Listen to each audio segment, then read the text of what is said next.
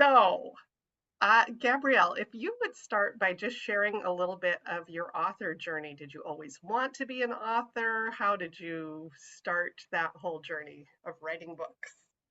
Yeah. Again, thanks for having me. I started my love of writing when I actually failed spelling in fourth grade. It was the only class I've ever failed, and I struggled in third grade with it and second grade. But it was my third grade teacher who said, "You know what? I think that if we could get you to love reading, you're going to learn how to spell." And so she brought me into our little library at our elementary school, and she showed me the Babysitter Club books. So that was my first love is Anne M. Martin. And then very soon after that, my aunt actually gave me the first of the Love Comes Softly books. Actually, it was the second book in the series, but that was my first historical fiction. And I remember turning it around and seeing Bethany House Publishers in St. Paul, Minnesota. And that was kind of the first time I realized that like people wrote stories, they weren't just magically in these books. And that there was a publisher in my state. And so I just thought, you know what, someday I'm going to write for Bethany House Publishers. And then, of course, as I get older, I realize that, it's not as easy as that. Um, basically, since fourth grade, I had wanted to be an author and I dabbled in a lot of writing throughout the years and then got married, started having kids. And it was in 2012 that I was reading a book by Laura France. So if any of you have read any of her books, they're phenomenal. And I remember finishing The Colonel's Lady and thinking to myself, why am I not writing? This is what I've always wanted to do. And so that was when my journey towards publication started. And lots of ups and downs, but my first book came out in 2015. And I think For a Lifetime is like book 37 or 38 for me. Wow. So yeah, it's been a lot. And so I've written for Love Inspired and Guideposts. So I have cozy mysteries from Guideposts, historical and contemporary romance from Love Inspired, and then historical novellas, and then my timeless series. And I think for now I'll just be focusing on timeless books. Yeah, that's amazing. You're prolific. So, how many books do you write a year then? If you've got 37 out, you must be. Yeah, and that was with an 18-month drought too, where I was not getting any contracts. So I have been writing about 6 books a year up until this year. This is the first year that I will only be doing two. But if you keep in mind that Love Inspired book, so this is my next one that comes out with them, The Christmas Secret. So these are 55,000 words, Okay. and these are 100 to 115,000. So really, I could write two of these books in the time it would take me to do one of these. Plus, when the day comes and all of my time crossing books have a lot more research involved, and that takes a lot more time. And so, even though I'm not doing 6 of these anymore, doing two of these is about the same amount of word count as I was doing before. So Yeah. that's yeah, I'm really looking forward to just doing the two a year because there's a lot of editing that goes into them and a lot of other things. Yeah. So, talk to us a little bit about the research that goes into a historical fiction. A lot of research goes into it. So I worked for 10 years for the Minnesota Historical Society at the Charles Lindbergh House. Aviator Charles Lindbergh, who was the first man to fly across the Atlantic Ocean in 1927, grew up in my hometown. And so we still have his house here, and I loved working there for 10 years. And so my passions are equally writing and history. I couldn't really say what I love more. And so for my research, as often as I can, I go to the places that I want to write about. So I've been to Colonial Williamsburg twice, and I've been to England, but that was years ago when I was not yet writing. But I've been to New York City and a lot of those places. And so I'll do that. Um, excuse me, I'd love to see and feel the place. I feel like I can better immerse myself in my writing when I do that. But the bulk of my research is done by audiobooks. I like to find nonfiction, um, research books and just listen to them when I'm driving or whenever I have the chance. And we also homeschool, like my bio said, and so I always tell my kids it's a 2-for-1 deal because they learn all about the history because they're in the car with me or wherever. Um, and I do like to find firsthand accounts as much as possible, whether it's newspapers or journals, things like that, to help kind of round out that personalization of the characters and time periods. Yeah. So the Timeless series is really a unique take on time travel. How did you come up with this idea? So I was actually talking to my sister one day about Outlander, and after our conversation, because both of us were very frustrated, it just it's just not as clean, I guess, as we, prefer. But we were talking about it, and it just kind of occurred to me that most time travel is about a person who most often accidentally falls through a portal of time. And then when they get to the other side, wherever they land, they're trying to get back to their original time, but then they might fall in love or fight a war or something happens that then they're pulled between these two time periods and then they ultimately have to try to choose one over the other. And as I was thinking about it, the idea just kind of hit me like, what if you were born that way? What if you had to live two lives equally, same amount of time, and then on a certain birthday, you had to choose which one to keep and which one to forfeit? And so that was really where the idea came from. And I had just been to Colonial Williamsburg that spring. And so I instantly knew that one of the time periods would be the American Revolution, set in Colonial Williamsburg. And then the other one, I played around with a couple of different ideas, but I had watched a documentary by Elizabeth McGovern, who played Lady Grantham on Downton Abbey. And she was an American dollar princess. And they just fascinated me so much. So I thought, you know what, I want to pair the two time periods up with the fighting for independence from England and then this whole group of people who were trying to buy back into the aristocracy. And so that was kind of where the two time periods came from. That was such a fascinating matchup to have those two um, competing mindsets about America and England. I thought that was just brilliant the way you did that. Um, so often in a fictional story, there's a kernel of truth, and especially in historical fiction. Can you share with us parts of this book one, When the Day Comes, that were based on a true story or inspired by a true story? Yeah, actually, that's one of the things that I love to do the most is try to find real people who live through these time periods, and they are often a template or inspiration, or maybe several people together. So in the 1774 timeline, I was looking for a woman who, because I had no idea when I first thought of the story what exactly Libby and her mother would be doing. But I found a woman named Clementina Rind, and Clementina's husband died in 1774. And then Clementina petitioned the House of Burgesses to let her become the public printer because her husband had been the public printer. And there were 5 people who petitioned, and George Washington actually stepped up and spoke on her behalf. And so Clementina was a real woman. She actually had 5 children, so she was a little bit younger. So I thought it would be fun to create 2 women to kind of fill that role. And the house that I used is the house that Clementina lived in. So it's on Duke of Gloucester Street there in Williamsburg.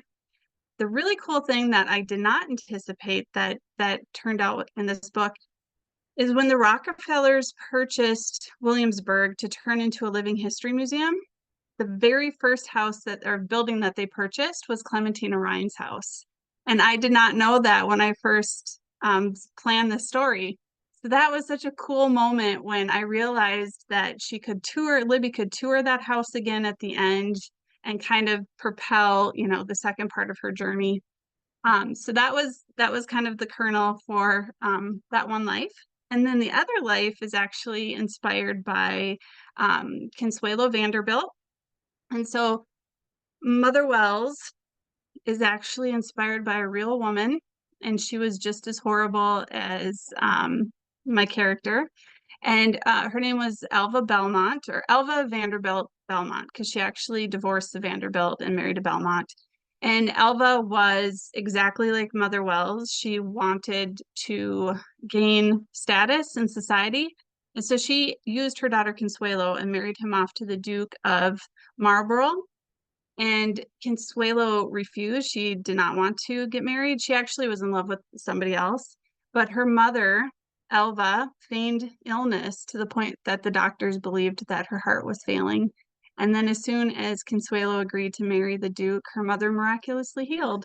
And then on her wedding day, she did have footmen outside her room to prevent her from escaping, and Consuelo wept under her veil at her wedding. So those were parts of the story that I'm like, I love using real people because I feel like it makes the story so much more authentic. Like this could have happened, and it did for some people. Yeah. So I was also really, I'm glad you shared the story about the mother because one of our readers had mentioned that. They're like, I wonder if that was, did someone actually do that? Was that based on a true story? So that's fascinating. And I was also fascinated, but I think you put this maybe in notes at the end or something about her opening her home to bring in all the injured and that was based on a true incident as well.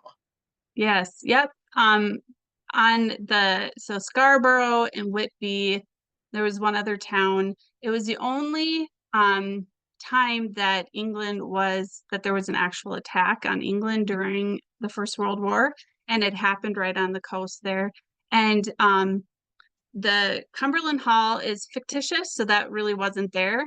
But there were other homes there, and people brought injured civilians. They were just people into their homes. So that is inspired by a true story as well. So cool. Um, so I want to go back for a minute, and I should say, if anybody has questions for Gabrielle, I don't have to hog all the time. You're welcome to put questions in the chat at any time. I'll try and watch for those, or if you want to ask them yourself, raise your hand or unmute or speak up. But I want to go back for a minute to your writing process a little bit. So um, you're homeschooling kids and and writing up to 6 books a year. What is your daily writing schedule like? How quickly can you write a book? And then what does the editing process look like? Yeah, so I actually, when you read my bio, I thought, you know what, I need to somehow edit my bio because my oldest is now in college. So I just have three kids at home. Yes, But and my second is doing online college work, post-secondary work, and so she's all on her own. So it's just the twins. They're 14 now. So yeah, I am a very quick writer. Part of that is because I'm a super plotter, I call myself, which I outline my books extensively before I write them. And so for when the day comes, a lot of people ask me, did I know the ending when I started writing it? And yes, I knew every single scene that I was going to put in there. So usually I take 2 or 3 days to really, after I've taken months, I should say, months of researching, months of thinking about the story, playing with different ideas, then I sit down, and I'll be doing this next week for book 6. I usually take 2 or 3 days to just outline everything, and I have a spreadsheet and I can look at all of the scenes as they line up to make sure that I'm hitting all of the right beats, that there is a spiritual arc, that there is a character arc, that, everything, so that there's nothing missing. And then I sit down and I usually write one chapter a day. So for one chapter, that's usually about 3 or 4 hours of writing. And if I'm having a good day, if it's not even usually the writing that takes me the time, it's kind of the researching as I'm going. I do all the big research, but then I get to the little detail stuff that I need to figure out, and that can take some time. But when the day comes is 30 chapters. And so that took me 30 writing days, or generally would take me 30 writing days, I should say. But this one only took me 2 weeks to write the first Wow. draft. And partially that was because I had COVID when I Ooh, started writing it. And so I was only, there was only like 2 or 3 days where I was like in bed with COVID. The rest of the time we were on quarantine and I could do nothing else. So I wrote that book very quickly and I was super excited to write it because I'd been wanting to write for Bethany House forever and I'd sent a lot of books to them to consider. And this one, they told me that they wanted to publish it even before I wrote it because I had sent them the idea and they knew my writing, they knew I could do it. So I was so excited that this would be my first book with them. So it went really quick. Um, Now I would never try to do that intentionally. because that is a lot of writing.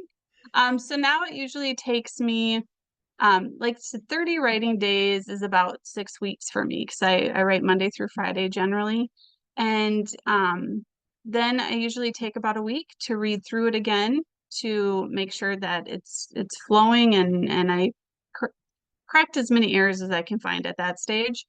Then I send it in, and then usually about a month later or a month and a half, I will get the first round of edits. Those are content edits, those are the big picture things. And I usually take 2 or 3 weeks to do that. And then I get the line edits, which is next, and that's another 2 weeks. So, generally speaking, I would say about 12 weeks worth of work goes into each of these books. So that's why I can do more than more than one a year. For me, I have other author friends who maybe 500 words in a day is a good day for them, and I usually write about 3,000 to 4,000 a day. okay. And so when your book is off to the editor and you don't have anything to write or work on for that book, are you working on the next book then? Yeah. And so this year I've been self-publishing novellas. So I had a bunch of novellas with Barber. I think I have 10 of them, and the rights have been reverted back to me. Um, and so I've been re-releasing those novellas and self-publishing them. And so in between all of my commitments for editing and stuff, I've been rereading those, editing those, dealing with Amazon, which is kind of a beast.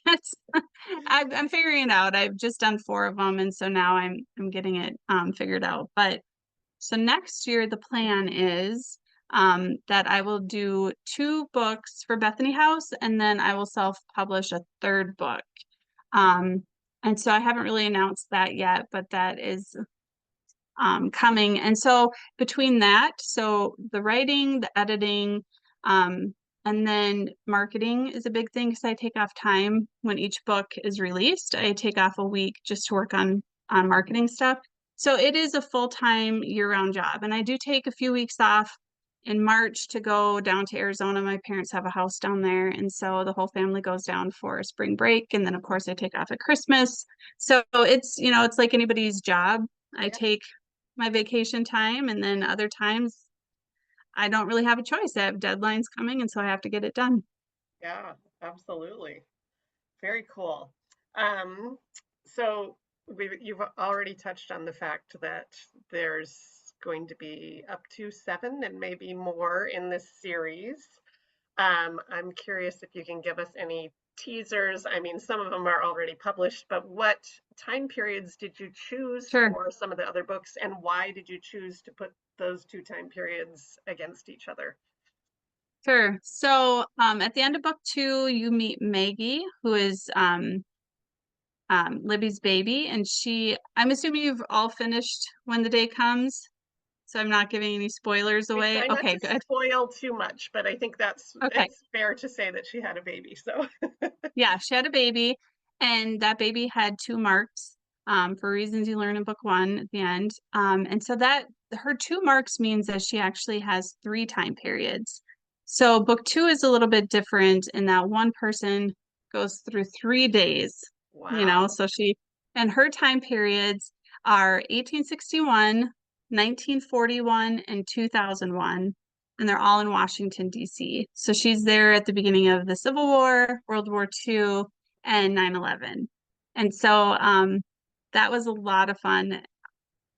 And she has So there's a little bit more focus on romance in that one than in the first one because on the same day in each timeline, she meets a different man. And so that Oh. complicates matters for her. And they're all very, very unique, different people.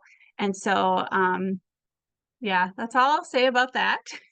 And then lots of twists and turns too. Like I get emails from people who are in the middle of my books at different turning points that they're very upset at me because things happen. Um, but then they quickly send me another message when they finish and say, "Oh, okay, I get it." And then at the end of book two, Maggie gives birth to identical twin girls, Grace and Hope, and they go together between 1692 during the Salem witch trials and 1912 during the Titanic disaster in the early ages of aviation. So and that's in both of their point of view. So 1692 is told in Grace's point of view, and then 1912 is told in Hope's. Very different. Um, yeah, so they have to figure out what their lives are going to look like too. They have to make a decision as well. Book four, which is coming out in November, is called my Pirates and Gangster book. And so it's set during 1727 and 1927. And it's about Caroline, who you find out who Caroline is in book three. And Caroline is raised without a time crossing parent. So she has no idea why she has two lives. She doesn't know anybody else who has two lives. And so she finds a letter in 1792 written by her time crossing mother.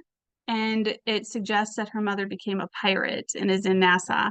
And so Caroline dresses as a man and sneaks away to get onto a merchant ship to go to Nassau, but it quickly gets overtaken by pirates. So that's kind of her. That's how she gets messed up with the pirates. And then in 1927, she's the daughter of a renowned pastor who is a staunch prohibitionist. And she finds out that, well, she knew this. Her two older brothers, one of them is a bootlegger, and the other one is a crooked cop. So she's trying to protect her father's reputation. So, and her journey to find her mother kind of crosses over as she's trying to figure out how things ended up. And then book five comes out in May of next year, and that's what I'm working on right now. And it's a Jack the Ripper story, Wow. which was a lot of fun to write. And the heroine in that one lives in 1888 and 1938. So the big difference in that book is she just has 50 years between her two times, which adds a different layer of chaos a bit. And then reading your note. Oh, thank you. Um, and so in this you learn at the beginning of the book, it's probably going to be on the back cover. In 1938, she gets invited, she works for the Smithsonian in Washington, D.C. She gets invited to London to work for the London Museum to do a special exhibit on Jack the Ripper because it's been 50 years since Mm. he reigned his terror. But what she finds out very quickly at the beginning of the book is that her young sister in 1888, not young, her younger sister, has been missing for 10 months. And she finds out that her sister will become the last victim of Jack the Ripper. So she has to find out, try to figure out where her sister is and how her sister is messed up in all of this. And then, as you know, one of the rules is you can't knowingly change history. If you do, you forfeit that timeline. And so she'll have to try to figure out how to save her sister and still have all the things that she hopes for. So that was book five. That one comes out in May of next year. So, and then six and seven, I can't even really explain to you if you haven't read the rest of the books because there's, different people coming up. So, Okay. So how do you choose which two or three timelines to use? I'm assuming you're quite intentional about that. I like that. I'll come help at your house so you can write. Yay. Somebody needs to handle my laundry room. Yes. I'm like, I have four teenage and one 20-year-old, four teenage children, and it's like, why can nobody do the laundry? Anyway, that's a whole different discussion. Um, um, I can't remember. Oh, how do I choose the timelines? So basically, the basic answers, I choose the ones that fascinate me the most because I know I'm going to spend a lot of time researching and then a lot of time writing and rewriting. So I want to find time periods that fascinate me. And then the second answer is a little bit more complicated. And so, for instance, um, Libby ends up in 1914, and then she gives birth to Maggie in 1920. So I knew that one of Maggie's timelines was going to have to be 1941 if I wanted her to be 21. And so that helped me with that story to know that would be kind of like her middle timeline, and then she would go to 1861 and 2001. And so each story is dependent on the person before them, depending on where, when they stay, where they stay, and who they marry, Yeah, and when they have yeah. children. So, other things like the Salem witch trials, which was a really difficult subject to write about, but I feel very passionately about the Salem witch trials because I feel like they're misrepresented. I'm descended from people on both sides of the Salem witch Mhm. trials, and there were 19 innocent people who were executed. And I've visited Salem 4 times, and it literally breaks my heart to see people celebrating witchcraft there when they were not witches. Nobody who died were witches. And so there's just misconceptions about it. And so part of what drives me is to kind of, give history a fair shake and kind of educate if I can on these ideas. Like even Jack the Ripper, like I had a general idea of what happened, but not until I started researching did I realize what really happened. And then there's so many different theories, and one of the theories that stuck with me is the one that I use, and it's so different than what I had ever heard. And so, things like that, like we'll never know who Jack the Ripper was or why he did what he did. But I feel like if we can take the actual events that happened and kind of frame them in a way that offers people the ability to kind of make their own judgment on it. So that's kind of my long answer Yeah. as to why I Yeah. choose different time periods. So faith is woven into your books. Tell us about how you go about that, what your conscious choice is about how to put faith into a story. Yeah. So as I grew up, I read some general fiction, not a lot, but I love Christian fiction, and it really that along with my parents, and the life choices I made have really impacted my faith journey. But looking back, Christian fiction really had a huge impact on me, and I love that stories kind of transcend time, like whether it's a historical novel or a contemporary novel, they're just themes, faith themes that never change. They're applicable to all of us in every time period. And so when I write a book, I don't ever set out to ask myself like what is the faith lesson that will be learned in this book. I never do because I that's one of the things that I discover as I go along. I kind of set up the structure for the book. I set up the plot and I see all of the scenes unfolding.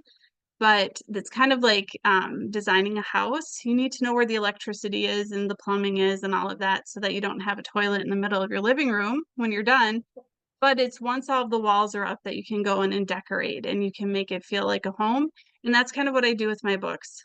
I lay out the groundwork, and then as I get in and start writing the story, that's where I find my faith themes, and that's where the characters really grow and develop.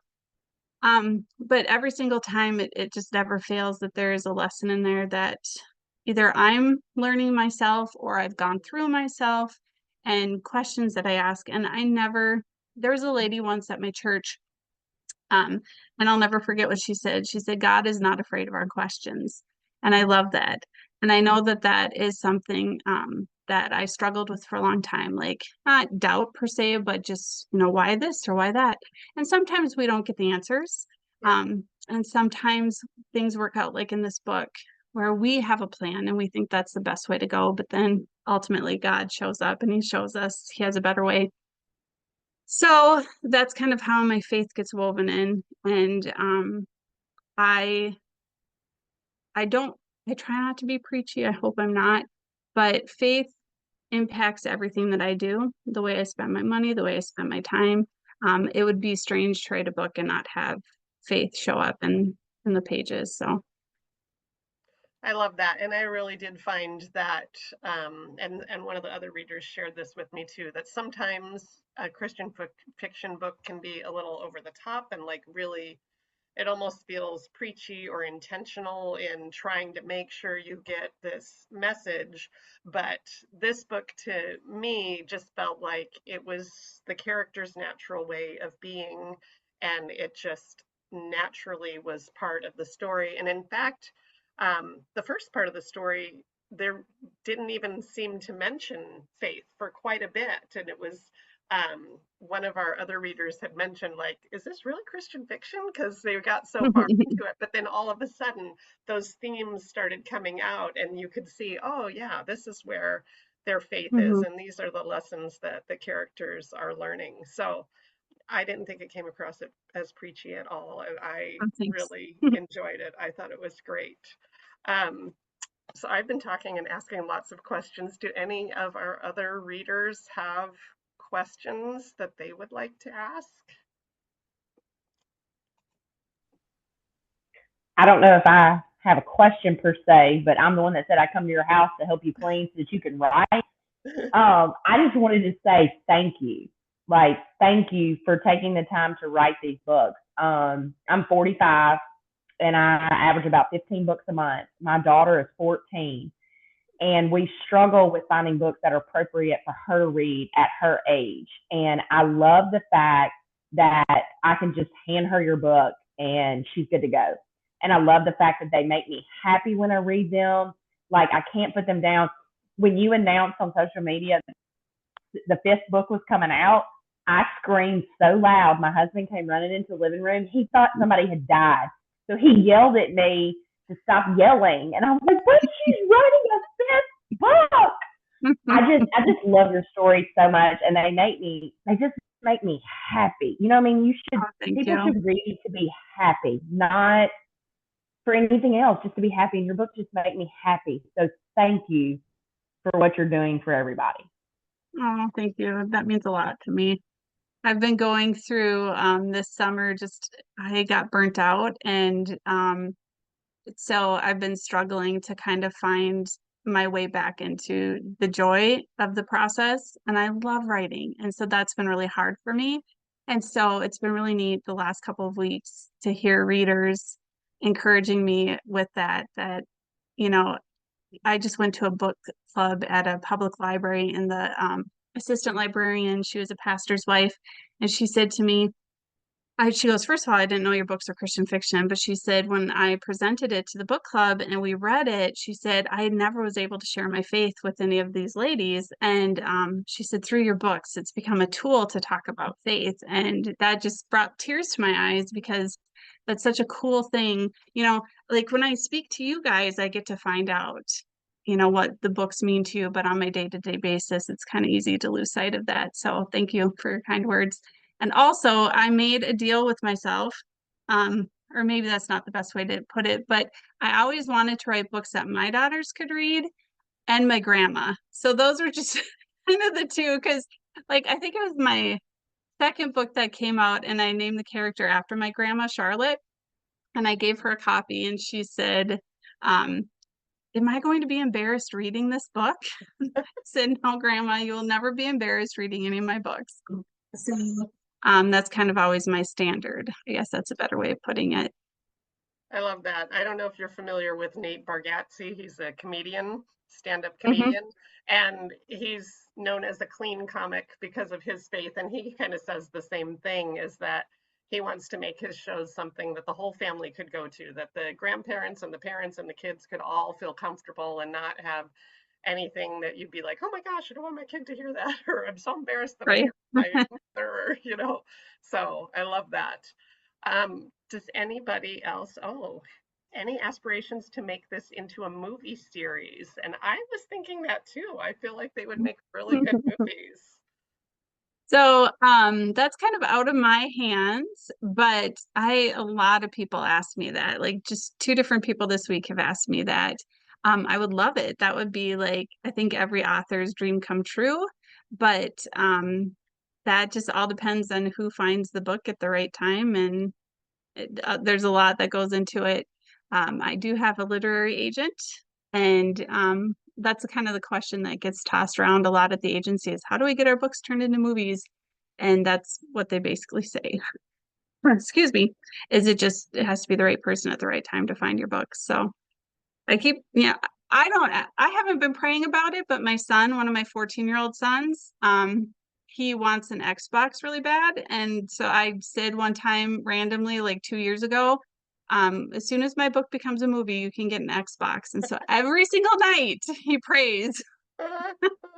So we have this thing where we pray over each other before bed, and every night and we put our hand on each other's head, and he always puts his hand right here and he prays that my book becomes a movie. Like Judah, I think that's a little selfish. I don't know. I think you maybe should send it to Karen Kingsbury because she just Mm. formed her own production company Oh, did specifically she? so that Hmm. she could produce faith-based movies. And I think it was their first movie that they put out on their own, invested their own money in this spring Wow. based on one of her books. So she, Wow. that's who you wanna find who knows her that knows you that you can get an Yeah. introduction. Ah, all right. Pam says, Wow. I have been to Williamsburg, Whitby, and Robin Hood's Bay. You made them come alive and bring back memories and feelings. Also places in book two. So fun. Thank you. I have not been to Whitby myself, but I would love to go. That's on my bucket list. So cool. Did anybody else have something that was impactful to them? A character, a scene, a message that you took away from the book that you'd like to share with Gabrielle?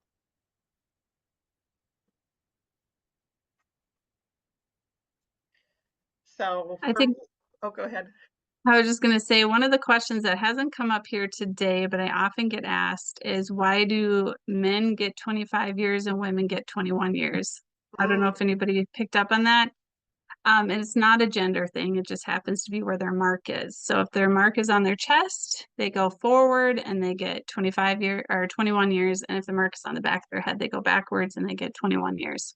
So, or 25. 25. 21 going forward, 25 going back. That comes into play a little bit more in the other books, but And so, how did you come up with that idea to have this differentiation of the different marks and the times? And um it was just because basically I knew that Libby actually originally I was going to have her choose at the age of 19, but my editor wanted her to be a little bit older. And so that's good. So that we added 21. We felt like that was a good age. And then I don't want to give away spoilers, but the other person who got 25 years, I needed that person to be a little bit older. So that's why that person got 25 years. So, and then it's just kind of one of those things that then sticks. And so yeah, every story after that, those are the rules.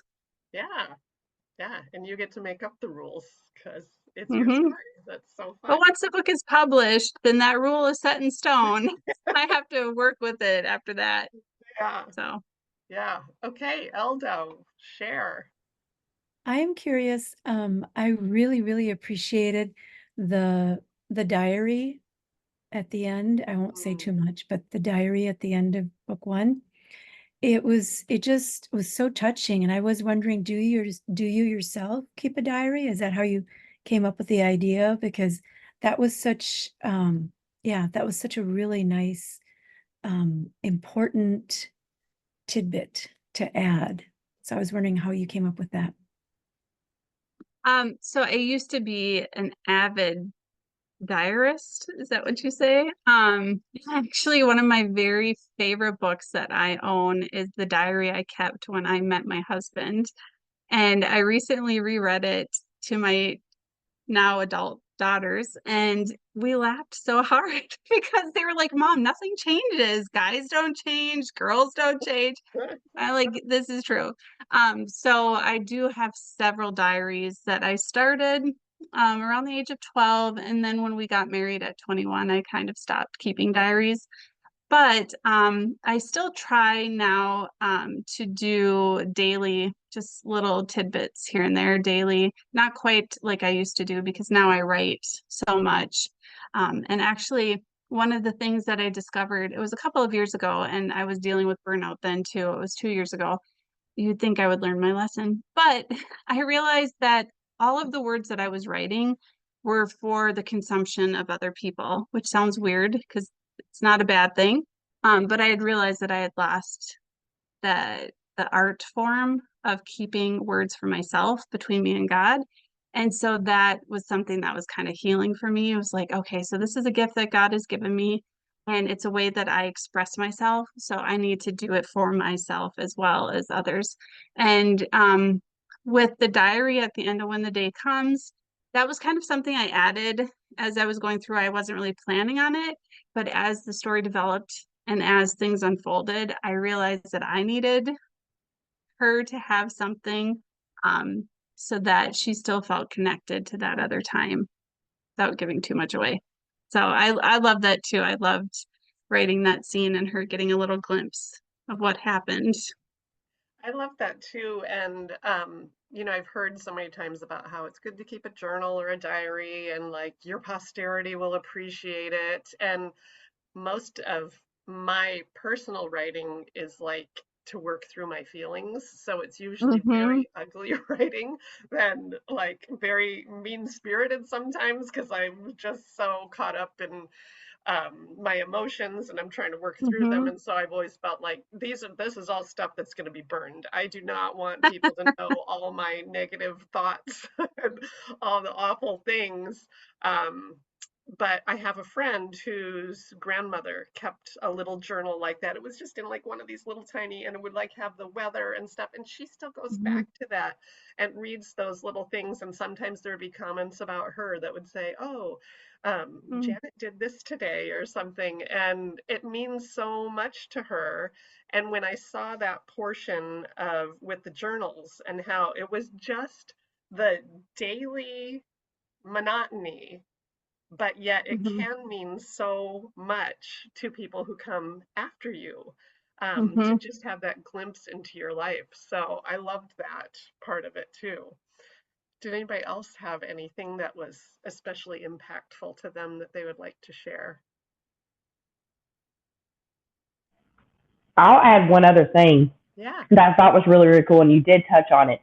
It is the historical factor, how accurate it is. Like when I was growing up, I did not have a lot of history knowledge. I didn't have really good history teachers past the sixth grade, but my son and daughter do. And my son is amazing when it comes to history. So I love to read historical fiction. So I will text him while I'm reading. I'm like, tell me about the Battle of Berlin or Britain or whatever it is. And he'll go through and he'll tell me everything. And yours were so historically accurate. I would get so excited. I would be like, Jacob, listen to this. Jacob, listen to this. And they just got really excited. So I love the fact of how, like you were saying, you actually learn as you're reading, and it's so good because I've read everyone that's out now.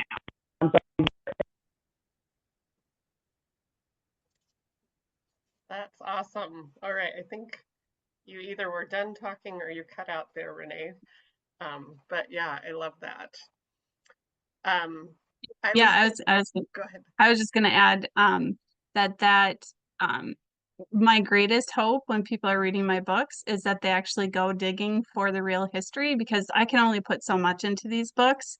And sometimes I have to change something very minor, and then that's what I'll add to the end, like in my author note or Mhm. historical note. And so I love when people get excited to learn more about the Salem witch trials or World War I or whatever. Who is my target audience? That is a good question. So um, on the proposal that you send in for your books to the publisher, you have to have your target audience so that the publisher knows that you know who you're writing towards. And I always say my target audience are women, generally from the ages of 18 to 85, somewhere in there. That's a big target audience. Most of them, I write for the Christian market, so I target the Christian readers. But one of the cool things we're seeing with this series is that there's been a really cool crossover into the general market, which my publisher is really excited about, and so am I, because I think that has opened the door for the faith elements to get shared. And then I kind of target people who might like to read books by like Laura France or Elizabeth Camden, Mimi Matthews. Those are all authors that if you were to ask me like who I would recommend, I would say those. And Lynn Austin, Elizabeth Camden, Mimi Matthews, Laura France. Those are kind of the same writing styles. And then Christine said, who are your favorite authors? Are those the same, or do you have some others to add to that Yes, list? those would be my same. So I love Elizabeth Camden. She and I write very similar style wise. Like she really loves real historical events. And I have loved her books for years and years and years. And then I reached out to her for book 2, I think it is, that she endorsed. So she read book 2. Well, we asked her to do book 1. She couldn't at the time. So then she later read it on her own and then sent in a beautiful endorsement after it came out. So then she offered to endorse book 2. And then she actually asked me to endorse one of her books. So that was a scream in my house day where I get this email from my publisher and they're like, will you read the next Elizabeth Camden book for endorsement? And I was like, what? Please. So that was a cool moment. Full And I also circle. have to say that screaming in your house, I have gotten so many emails from women who were up like at 1:30 in the morning because they couldn't wait. They would finish the book. And then at that twist at the end, I have so many women who said, I woke up my husband because I was in bed reading and I screamed so loud, I scared him. So I think there are more than one husband out there who's been upset. Yes. It's Well, kind of funny. I loved that twist at the end. It totally took me by surprise. Did not see it coming at all. And I think those are some of the best stories when the author can take you by surprise like that. When he turned around and looked at her when he was walking away, I lost my ever loving mind. Oh, I love it. I told my husband about the first book, and so I was reading the second book, and he's reading it too. And Oh, I'm done, but he's got about half a way to go yet. But we've really enjoyed the historical perspective. I have a minor in American history, so it really is up my alley. But I love it. oh, good. Thanks.